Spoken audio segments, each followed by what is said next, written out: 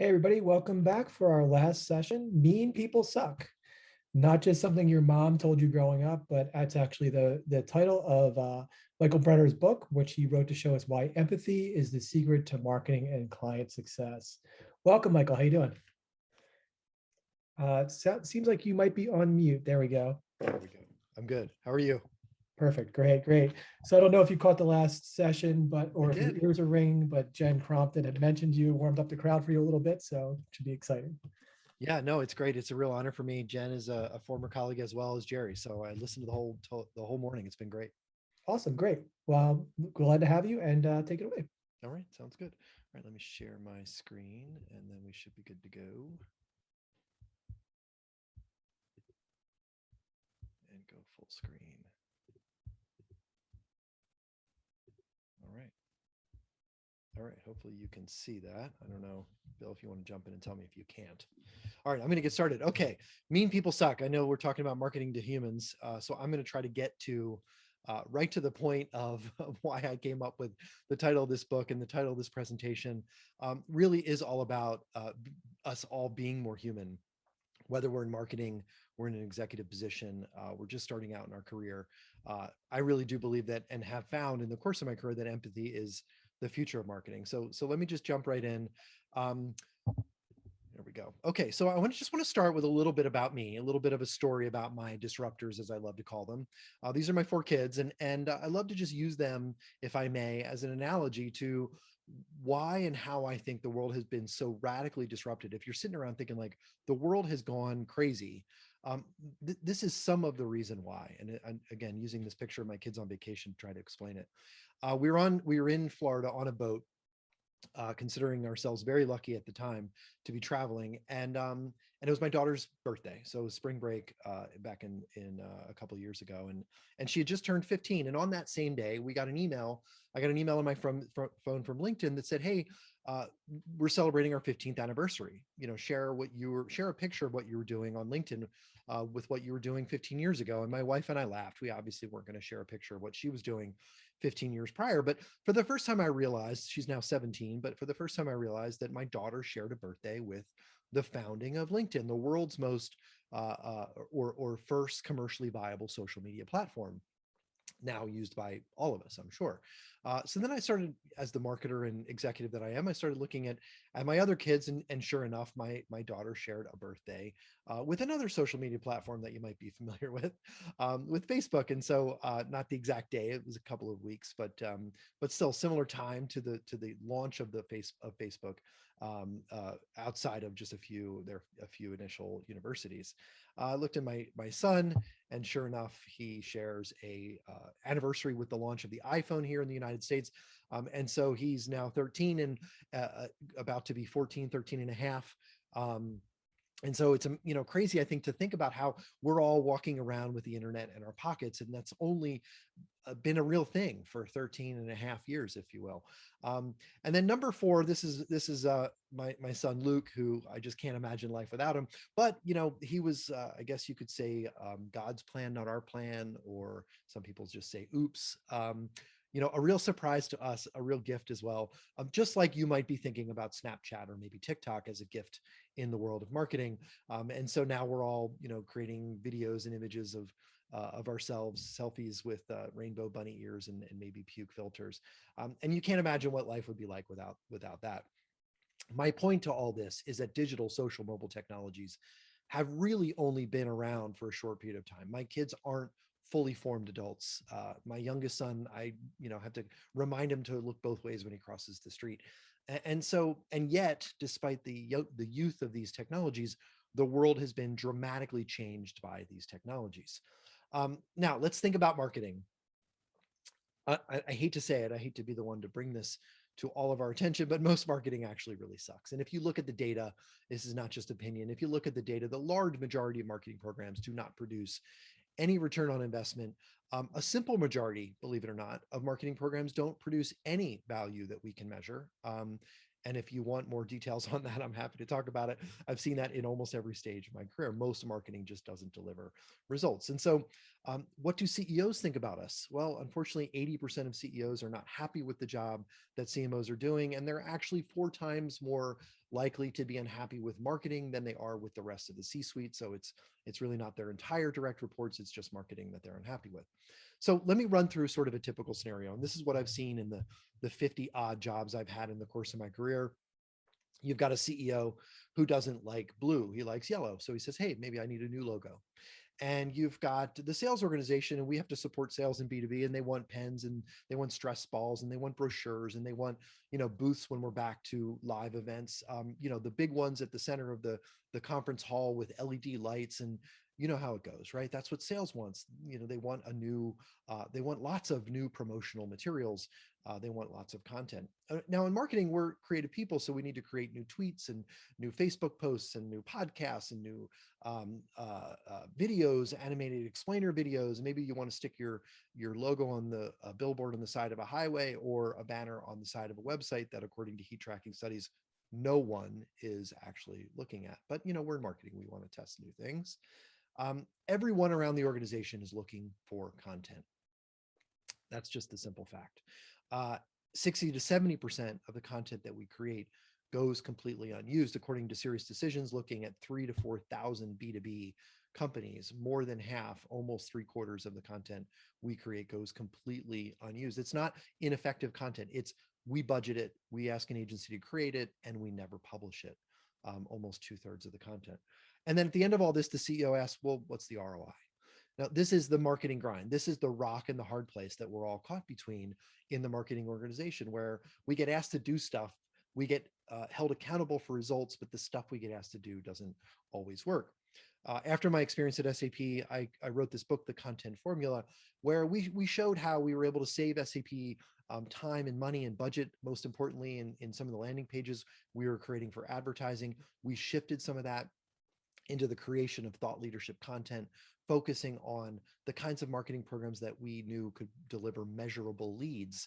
We were able to show a 7 in the first year, up to 10 by the second and third year, dollar return for every dollar invested. And so I'm not promoting the book. If you reach out to me on LinkedIn, I'll send you a free PDF of the content formula.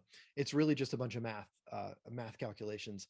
And I started shipping that around to CEOs and CMOs and founders when I left SAP and started my own firm.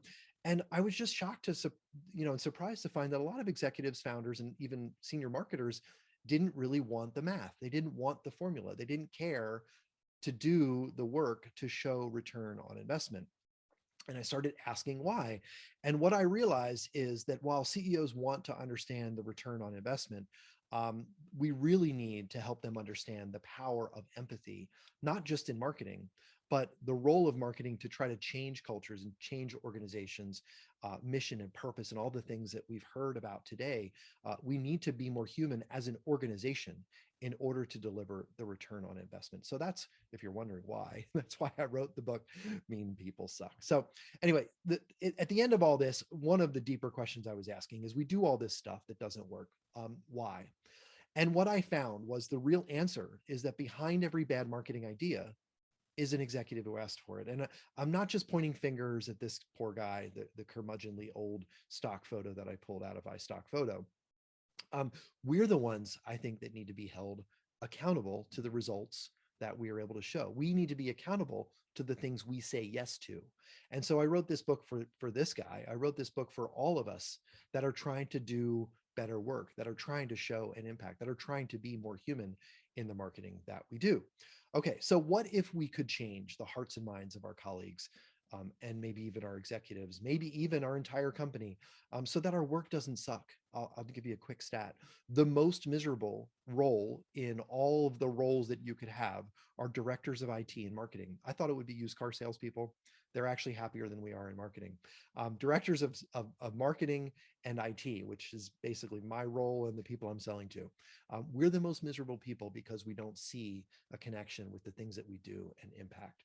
So I'm going to tell you a quick story. It's not a B2B story necessarily, but Amanda's a good friend of mine. She's a real leader in the content marketing space. And she lives in Cleveland. She joined the Cleveland Clinic. She had given birth to her children in the Cleveland Clinic hospital system. She was super excited. And when she joined, she said she was asked to do the kinds of things that we get asked to do in marketing. Let's create banner ads about how we're number one, and let's create press releases about how we're awesome in cardiology and we've been number one for 13, 14, 15 years. And Amanda just didn't really feel like that resonated. So I'm going to play you a quick video of something that she did to try to change the hearts and minds of her organization. You may not hear the background music, but that's okay. Amanda's question was, how can I show our executives what truly makes the Cleveland Clinic difference? What made the hospital system different to me as a patient? Could a greater miracle take place than for us to look through each other's eyes for an instant? Great quote from Henry David Thoreau.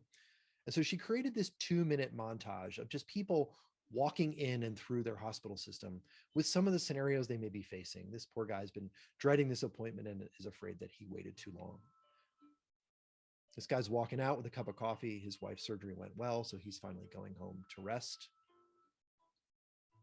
feeling somewhat relieved. She's on day 27, 28, 29, waiting for a new heart. He's got 2 cups of coffee, bringing one for his wife. Their 19-year-old son's on life support. I actually have to stop running through these because I start to choke up. She doesn't completely understand. She's too shocked to comprehend treatment options. It's been waiting for 3 hours. We've all been there. This is the last one I'm going to show you because I really am going to not be able to make it through. So they're petting a dog because her husband or her father is terminally ill. Okay, enough of that. So Amanda created this video to try to change the hearts and minds of the executives inside their organization, to show them that empathy really mattered to the patients and the doctors and the healthcare administrators and the nurses, all of the people that worked in their organization. And because of this video, she was able to create the Cleveland Clinic Health Essentials Hub. They wanted to become the world's #1 destination for healthcare information, to show the world that they cared, for no monetary reason, it wasn't a brand purpose. It was just what she believed made the Cleveland Clinic different. It's what she thought she was placed on this planet to do as a communicator, as a content creator, as a marketer, whatever she may have defined herself as. Amanda thought that this was the job not just of her, but to drive this change for the organization. And I think we can all hopefully maybe understand ways that we might do that. They went from 0 to 5 million. I actually just checked in SEMrush, they're up to 10 million visitors per year by simply publishing 2 articles a week on the expertise, the healthcare knowledge that they had inside their organization. Now I know John talked about SEO is not the most important thing, but if you do Google what the color of your urine says about you, you will find this Cleveland Clinic Health Essentials infographic on what the color of your urine says about you. I know it's the most important question on all of your minds at this point. You've had too much coffee and you wonder what the color says. And so they created an infographic, and you can see that here. If your urine or pee looks red or orange or purple, or it's even foaming or fizzy, you need to go fizzing, go to the doctor's office or the hospital emergency room right away. The point, Amanda shared this example with me to kind of show me that she took an organization that normally used 15 doctors and 35 attorneys to review every piece of content, and they're creating infographics about the color of pee and urine, and they actually tested which of those 2 words that they should use. They're trying to have a little bit of fun. They're trying to be human, even though they're creating really serious content for really serious topics. Now, if you're wondering what is the business value, well, they get so much traffic. Like I said, they're up to 10 million monthly visitors. They get so much traffic. They actually do sell relevant ads around there. I actually just saw when I was on their website that there are reading glasses where you can dial up the magnification, which I thought was really cool. So it's relevant kinds of advertising that makes them more money, according to Amanda, more than 10 times the revenue than what they spend in creating the content. So it's a profit center, but that wasn't the goal. That wasn't the point of them going in. The point of all this is that empathy can change your entire culture, no matter where you sit in the organization. So how do we get everyone on board? How do we reach out to sales and HR and the executive suite? We have to understand, this is the villain of my story. it's the villain of every bad job I ever had. The real problem wasn't necessarily the people or the culture or the organization. It was this construct of the org chart. I'm going to show you a sort of a cartoon that I found. I hope no one's offended, but it's from the UK, and they can make these kind of snarky jokes that shows the real org chart. The point here is, you see, there might be an executive who's sleeping with someone 3 layers below. There's groups of people who like the same football team. There's secret deals. There's resentment. There's jealousy. There's bribes. There might be drug dealing. There's kids that go whose parents whose kids go to the same school. There's admirers. There's brothers. There are husbands and wives. There might be a threesome. The point of all this is the real org chart is made up of real people. And I think we sometimes forget that when we're drawing our boxes and lines to show who's above and who's below us and who's beside us. Essentially, the org chart exists, I think, to help us understand who's supposed to be calling the shots and telling us what to do. And I think the world that we live in, the digital, social, mobile world that we live in, this org chart no longer fits in any organization outside of maybe the military. And yet we still use it. So what would a new org chart look like? And you'll forgive my third grade visual skills here. To me, it looks kind of like a bullseye. If we were to put the customer at the center, the most important person in our organization, if we had empathy for the customers we serve, then it would look a little bit like this, where the customer's at the center and all of the functions that we think of, the roles that we might play, the experiences that we have in marketing or sales or operations or finance, even legal teams should be asking what's in it for the customer. Imagine the kinds of organizations, imagine the culture, imagine the marketing programs and the customer experience that your customers would feel if we were able to do that. So I want to tell you one quick story about Rena. And I know the panel just before mentioned that women are more likely to have empathy. In the book, the best stories that I tell are all about women, because I do think that women bring a kind of a natural sense of empathy into the workplace. And I think some of the greatest cultures that we see, it's because there's strong women leading that kind of change, asking where's the customer in our organization. This is a great example, I think, of someone who did that very courageously. Reena Patel, she used to be the head of brand communications at Capgemini. She's now a chief marketing officer for a global brand. But at the time, very small marketing organization at Capgemini, she was asked to increase revenue and elevate the expertise of their consultants. They're a professional service consulting organization. And like most of us in marketing, she was told to create tweets and press releases and the kinds of animated explainer videos about how awesome they are. But Rena just didn't really believe that that was the right way to get the message across. Capgemini competes with KPMG and Deloitte and Accenture, and many of these well-known, globally recognized brands are brands that you may have heard of because maybe you watched the Masters this weekend. And like the CEO at Capgemini, you might have seen that KPMG, Deloitte, and Accenture love to sponsor golf. I know the panel talked about sports as an approach to marketing. But what Rena looked at when she did her research was that only 12% of their audience actually cared at all about sports. 8% specifically were passionate about golf. And so she just didn't believe that investing the 7-8 figures that it's required to sponsor Tiger Woods or Phil Mickelson or Crystal Bourgeon, that it was worth it, because they weren't going to reach most of the audience. When she asked what's in it for the customer, the answer was nothing for 88%, and not much for 92%. Because that's the only people that really care. They're the only ones that we're gonna reach. So the CEO in the marketing grind that we're familiar with asked to sponsor a golfer. The CMO, her name is Virginie. They're based out of France, and she's a golfer, and really wanted that 7-figure check written to her department for her budget to sponsor a golfer. Rena, as a relatively mid-level marketing manager, pushed back against the entire corporate hierarchy. Imagine the courage that took. And she brought the data to the story for sure, but she really asked what's in it for the customer. If we were to ask what's in it for the customer, we wouldn't go spend all of this money and sponsor a golfer. Now, what would we do? I think Jerry Moran mentioned BuzzSumo, which is one of my favorite tools. This is my other one. It's called Answer the Public. There's a weird guy that stares at you in the search bar. But once you type in something like Rena did, it tells you all of the questions that your audience might be asking when they go to Google or when they're talking to a salesperson.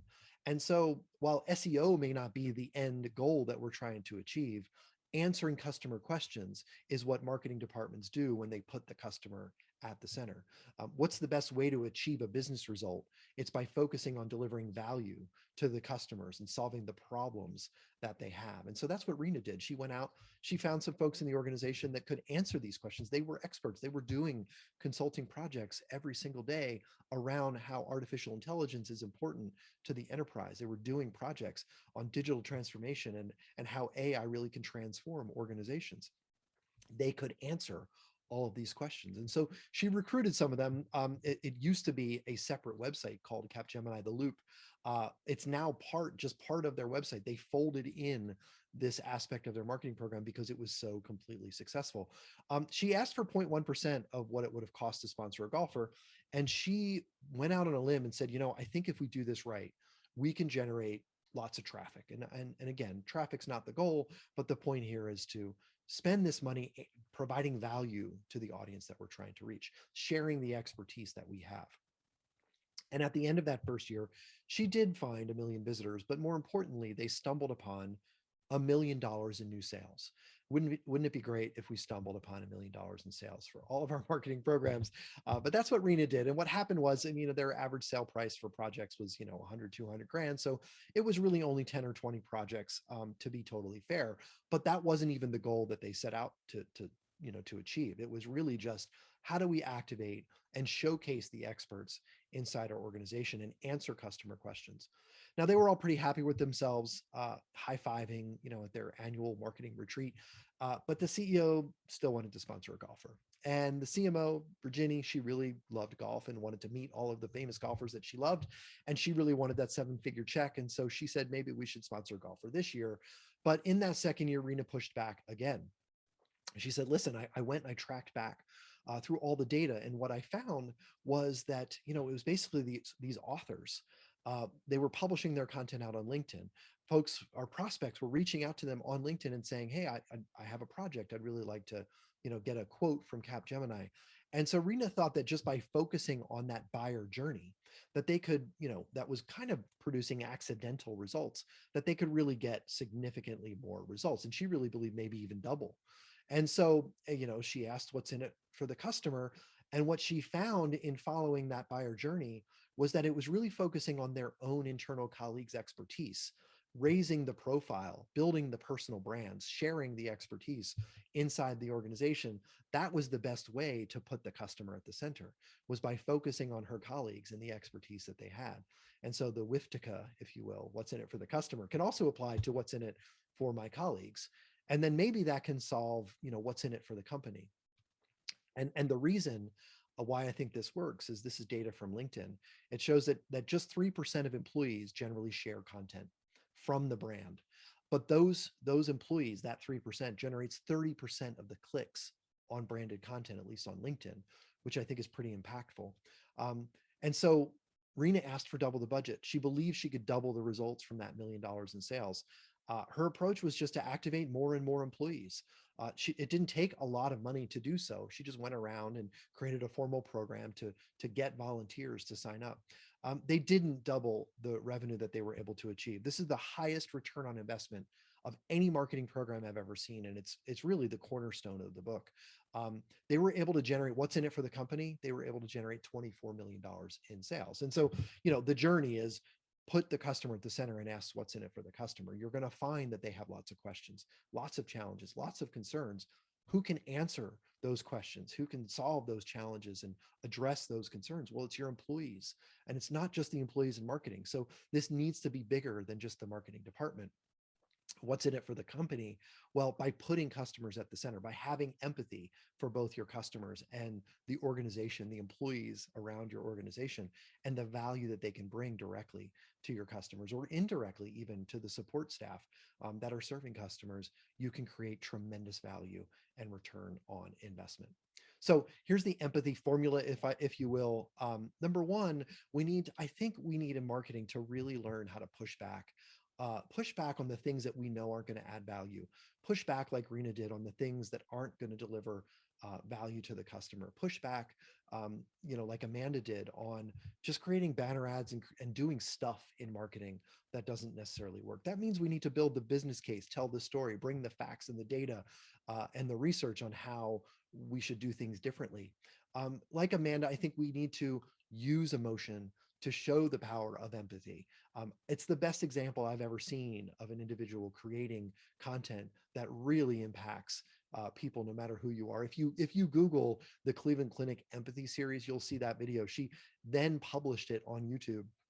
It has millions and millions of viewers because it's so emotionally powerful, something she just created internally originally for the executives. And then finally, as Rena showed, I think, and Amanda as well, when we put customers at the center and encourage our colleagues to tell their stories, we can really provide tremendous impact for the organizations that we work for.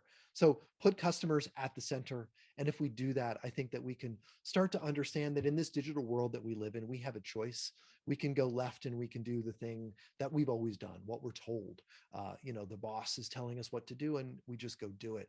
Marketing is, in many minds, just people that do stuff. Or we can take a different path and we can put customers at the center, have empathy for the customers that we're trying to deliver value to, have empathy for the colleagues that serve those customers, and create programs that really deliver success. So that's how Mean People Suck came to life, if you will. The questions it tried to answer, really all about marketing, like humans to humans.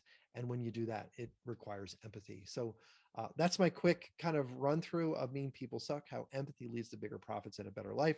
I want to thank you. All benefits, all sales benefit our charity, which is North Star, which I know Bill didn't mention, but it actually helps to cover the cost of rent and job placement services for single parents here in the Chester County area that I live in outside of Philadelphia. So with that, hopefully we have time for some questions. Thanks, Michael. Yeah, we have time for some questions. So I'll start with one. You said that sometimes clients will push back on the idea of elevating individual SMEs profiles. How do you combat this belief? Yeah, I mean, it's the know-it-all marketing kind of mentality. And when I was at SAP, I spent a long time. There was a lot of know-it-all salespeople and product people, and a culture there, that has since changed, I think, a lot, and by the brute force of a lot of really smart, great people. But there was a lot of know-it-alls around the organization. I tried to fight that with data, and what I found was that data didn't work. And we had data. I'll give you one quick example. Industry salespeople wanted industry stories, and what we found was that challenge-based content. I'll give you an example. Manufacturers and retailers both care about customer experience. SAP's VP of sales in retail wanted to talk about POS systems, and the manufacturing VP wanted to talk about supply chain software. But when we talked about none of that content worked. But when we talked about solving the customer experience supply chain problem, really getting retailers, manufacturers, and distributors to talk together to create better customer experiences, that content created more leads. But that data didn't help. And so that's why I think we need to learn how to tell the story, build the business case for change. And the business case is we can reach, engage, and convert people that we wouldn't normally reach if all we did was promote who we are, what we sell, and why we're better. And that's really, I think, the marketing blindness that we've created as marketers. We talk about who we are, what we sell, and why we're better. No one wants that content. So we need to do something different. We need to learn how to tell the story of why that's important. Yeah, that makes a lot of sense. In the same vein, another person asked, or they said, they've become frustrated through the years trying to activate employees, even getting them to share content as a tool seems to be a little bit impossible. So do you have a secret sauce, so to speak, to getting those employees to participate? Absolutely. Whoever asked that question, thank you so much, because it's like the great challenge of the modern marketing age. The secret we found, starting at SAP and then since, is find the people that want to share. Find the storytellers inside your organization. At SAP, we started with 12 people. Jerry Moran was one of them. We started with 12 people. We made heroes and rock stars of them. We published to the entire marketing department, hey, here's our best article of the week written by Jerry Moran. Jerry wrote an article on the anatomy of the perfect blog post or something. I think he created a doodle about it. And it like almost went viral. And we talked about it. Well, because of that one article, we had 15 other people sharing how great the success was for Jerry's personal brand. We had 15 more people in sales, and marketing come up and say, hey, I want to start writing content. And so making rock stars of the people that do. Don't force anyone, don't mandate it. Find the storytellers that already understand the power of personal branding and gamify the crap out of it. Make them the rock stars and the heroes. And then you'll find that you start to create this virtuous cycle of more and more people that want to do it. I find that business development and salespeople, they get it. Modern ones do. The folks that really understand the social world that we live in, they understand that, hey, buy my stuff on LinkedIn doesn't work, but hey, here's a great research report on, our industry. That stuff does work. And so, find those people, make them a success, and that'll attract more. Great. Yeah. Great advice.